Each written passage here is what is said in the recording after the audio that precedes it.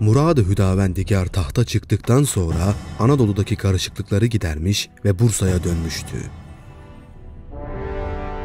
Bu sırada Haçlıların Edirne'ye sefere çıktıkları haberi üzerine yola çıkmıştı. Ancak Lale Şahin Paşa'nın gece baskını sonucunda Haçlıları mağlup ettiği haberini alınca Rumeli'ye geçmesine gerek kalmadığından Biga'ya yönelmişti.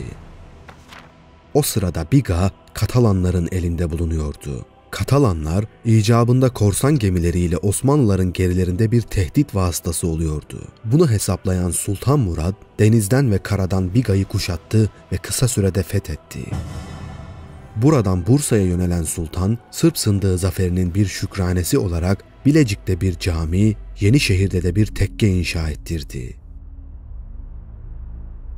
Zamanın siyasetini çok iyi kavrayan ve Osmanlı Devleti'nin istikbalinin neye bağlı olduğunu da onun kadar iyi ve isabetli tayin eden Murat Han, Sırp Sındığı zaferini bir gurur vesilesi değil, bir ikaz işareti olarak gördü. Sırp Sındığı'nda Osmanlı'nın karşısına çıkmış olan Hristiyan müttefiklerden daha fazlası Osmanlı ilerleyişini durdurmaya ve Türkleri Rumeli'den atmaya çalışabilirdi. Bu tehlikeleri daha önceden önleyebilmek için hazırlıklı olmalı yahut da tehlikeden uzak durmak için Anadolu'ya dönmeliydi. Murat Han, Osmanlı Devleti'nin Asyalı kaldıkça cihan şümül olamayacağını çok iyi biliyordu. Başında bulunduğu devlet için parlak istikbal, Rumeli'de tutunmak, yerleşmek ve daha fazla ilerlemekle mümkündü. Rumeli'de daha fazla ilerleyecekse merkezi ağırlığında Rumeli'de toplanması gerekiyordu. Onun için Sultan Murad, devletin askeri teşkilatını Bursa'dan Edirne'ye naklettirme vaktinin geldiğine hükmetti ve 1366 yılının baharında Rumeli'ye geçti. Sultan, Rumeli'ye geçer geçmez Edirne'ye bir saray yapılması için emir vermişti. Sarayın hemen yanına cami ve medreselerin kurulması talimatını da verdi. Böylece artık Edirne şehri Osmanlı'nın yeni başkenti olmuştu. Sultan Murad Edirne'deyken Rumeli fütühatı hakkında beyleriyle istişareler yapmaya başladı. Bir sene önce Bulgar Çarlığı hükümdarı Çar Aleksandr'ın ölümü üzerine Bulgaristan 4 parçaya ayrılmıştı. Aleksandr'ın büyük oğlu Ivan Bulgaristan'ın batısına sahipti. Merkezi de Vidin şehriydi. Küçük oğlu Şişman, Tırnova, Nibolu, Yanbolu, Sofya ve Silistre'yi içine alan Orta ve Güney Bulgaristan'a hakimdi. Merkezi de Tırnova'ydı. Bulgar despotlarından Dobroviç, Varna'dan başlamak üzere Dobruca taraflarına hükmediyor, Prens Konstantin ise Doğu Makedonya'nın kuzey parçasına sahip bulunuyordu.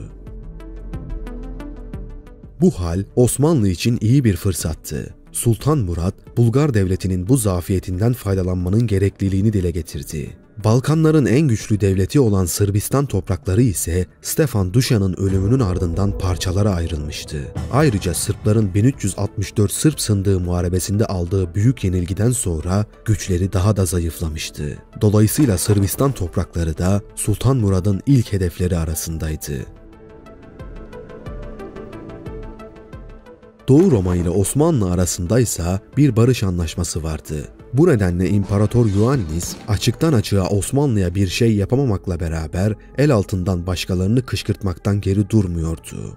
İç ve dış sorunları dağ gibi büyüyen Roma İmparatoru Osmanlılara karşı bir Haçlı desteği bulabilmek için Avrupa'ya mektuplar yazıyordu. Bu çabaları neticesinde imparatorun dayısı olan Savuokantu 6. Amadeo, Papa'nın teşvikiyle bir deniz filosu kurup Osmanlı'ya karşı harekete geçti.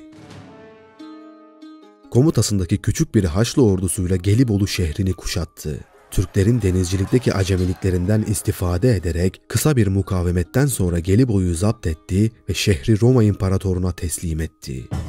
Osmanlı'nın Anadolu ve Rumeli topraklarını birbirine bağlayan ve önemli bir geçiş noktası olan Gelibolu böylece kaybedilmişti. Sultan Murad bu haber karşısında çok hiddetlenmişti. 1363 yılında Roma ile yapılan anlaşmaya göre Roma, Osmanlı aleyhinde hiçbir devlette ittifak kuramazdı. Fakat imparator Haçlılar ile gizlice anlaşarak Gelibolu'yu elde etmiş ve bu anlaşmayı bozmuştu. Sultan Murad, imparator ile görüşerek Gelibolu'nun Osmanlı'ya derhal iade edilmesini talep etti. İmparator bu talep karşısında Sultan Murad'ı oyalamaya çalışıyordu. Bunun üzerine Sultan Murat bizzat ordunun başına geçerek Roma başkenti İstanbul'a doğru sefere çıktı.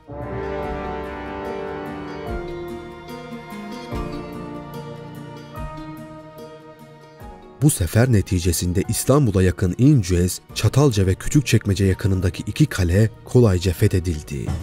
Karaburun ve Kilyos havalisine kadar akınlar devam edince İstanbul ahalisi dehşete kapılmıştı.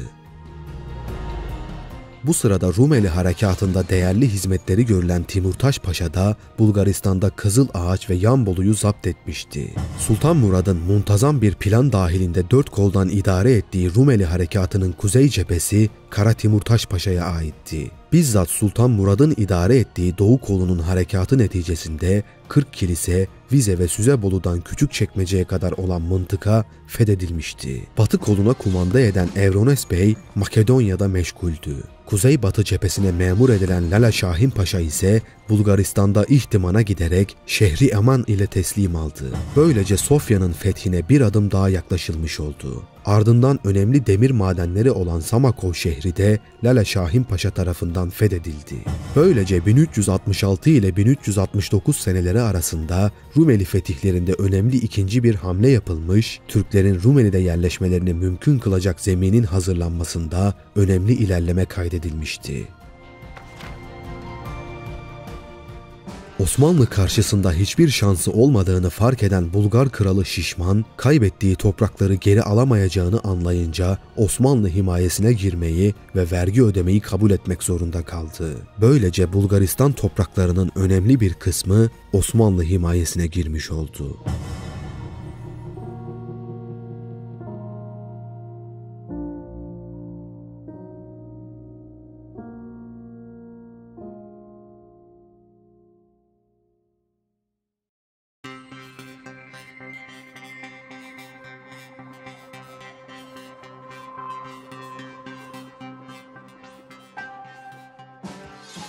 Trakya'daki bu hareketlilik ve Sultan Murad'ın Küçükçekmece'ye kadar girmesi Doğu Roma'yı iyice paniğe sevk etti. Topraklarını hızla kaybeden İmparator Ioannis, Katolikliği tanımak pahasına da olsa Batı Roma'ya gidip Osmanlı'ya karşı destek aramaya karar verdi. Büyük oğlu Andronik'i yerine vekil bırakıp deniz yoluyla Roma'ya gitti.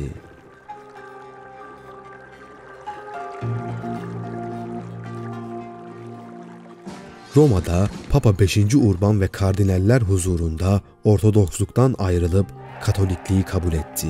Papa, Doğu Roma İmparatoru'nun Katolikliği kabul ettiğini ilan etti ve bütün Rum papazlarının da imparatoru takip etmelerini istedi. Fakat Ortodoks Kilisesi, Papa'nın istek ve tavsiyelerine kulak asmayınca bütün bunlardan müsbet bir netice çıkmadı. Ioannis, Roma dönüşü Avrupa'nın mühim merkezlerini dolaştı ve bol bol yardım vaadi aldı. Yolda gelirken Venediklilere olan borcundan dolayı Venedikliler tarafından tutuklandı.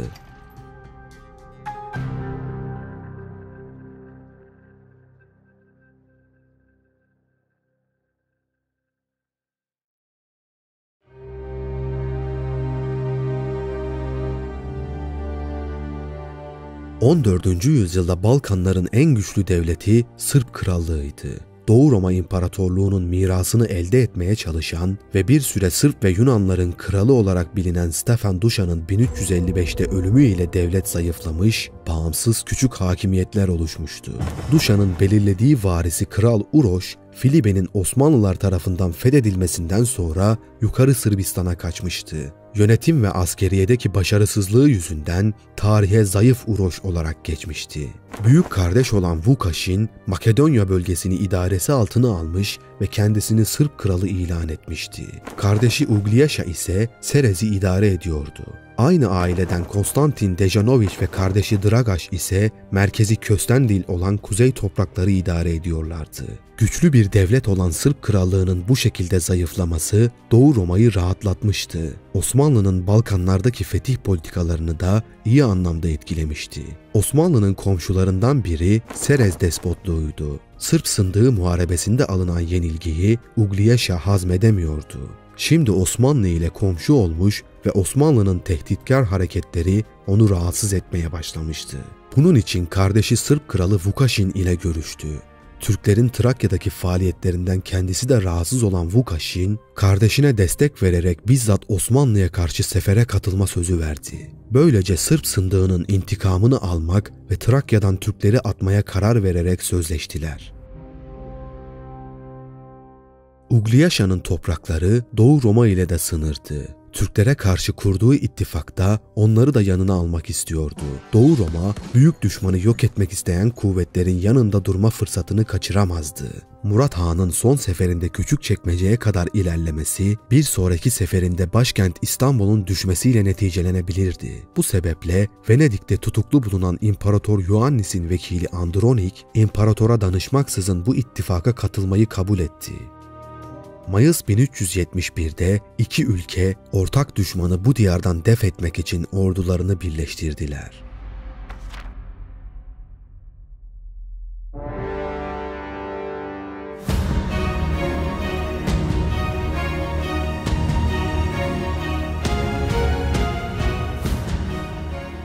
Takvimler 26 Eylül 1371'i gösterdiğinde Sırp ve Rum kuvvetleri Türkleri Trakya'dan atma amacıyla harekete geçtiler. Batılı kaynaklara göre ordu sayıları 60.000'i buluyordu.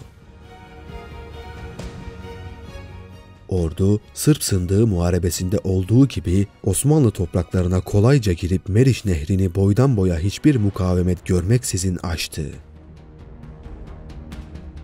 Bu sırada Edirne'yi muhafaza etmekle görevli Lala Şahin Paşa, ittifak ordusunun yola çıktığını haber alınca Anadolu'da olan sultana haber gönderip yardım istedi. Gazi Murat Han, Anadolu kuvvetlerini toplayıp yola çıkmıştı.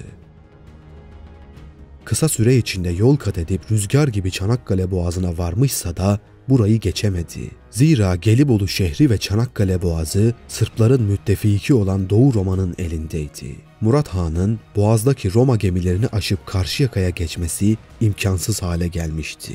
Lala Şahin Paşa yine Anadolu'dan bir destek almadan şehri tek başına savunmak zorunda kalacaktı.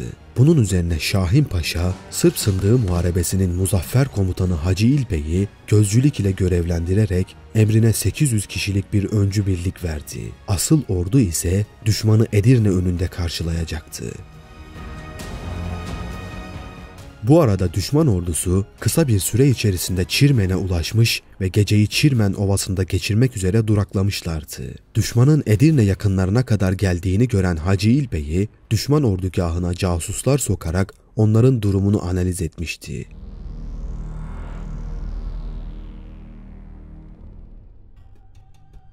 İttifak ordusu 7 yıl önceki Sırp Sındığı bozgunundan hiçbir ders çıkarmamış gibi görünüyordu.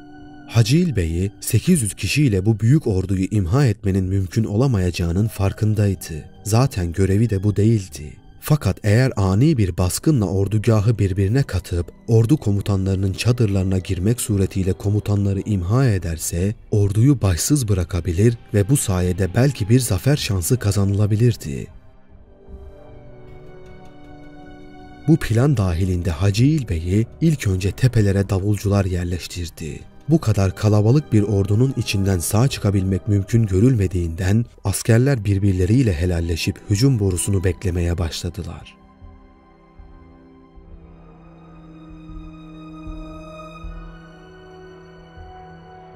Nihayet Hacı İlbey'in emriyle hücum boruları ve davullar çalınmaya başlandı. 800 nefer şehadete ermek için saldırıya geçtiler.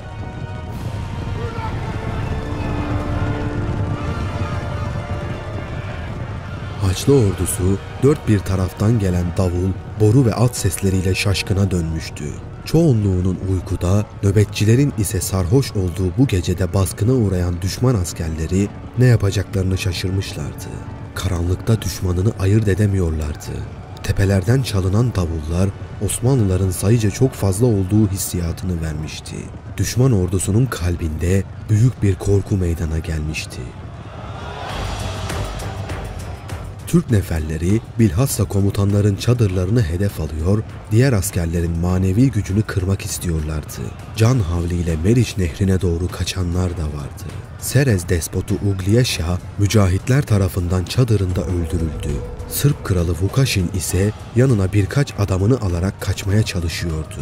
Böylece başsız kalan ittifak ordusu askerleri mücadele etmeyi bırakıp topluca Meriç Nehri'ne doğru kaçmaya başladılar. Kovalanan askerlerin çoğu öldürülürken birçoğu ise Meriç Nehri'nde boğuldular. Kaçmayı başaran Kral Vukaşin dönüş yolunda hizmetkarı tarafından öldürüldü. Kralın kardeşi Goyka ise kaçarken Meriç Nehri'nde boğulmuştu.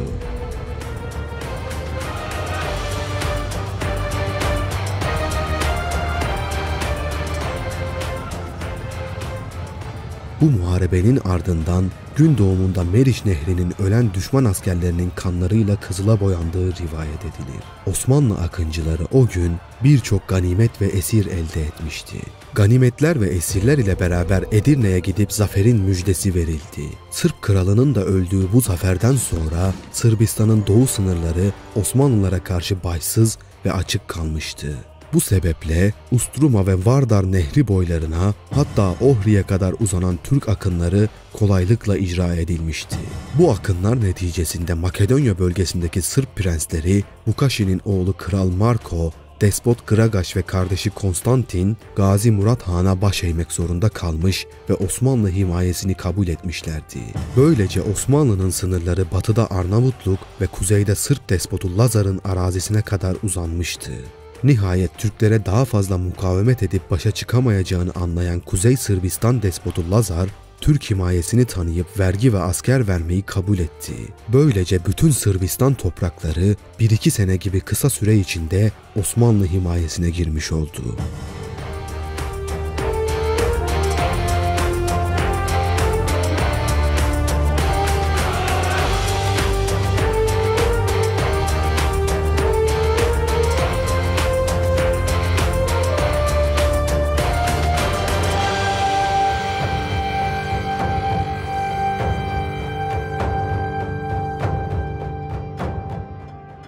Osmanlı'nın Rumeli'deki fütühatının gayesi sömürge elde etmek değil, buraları vatan yapmaktı.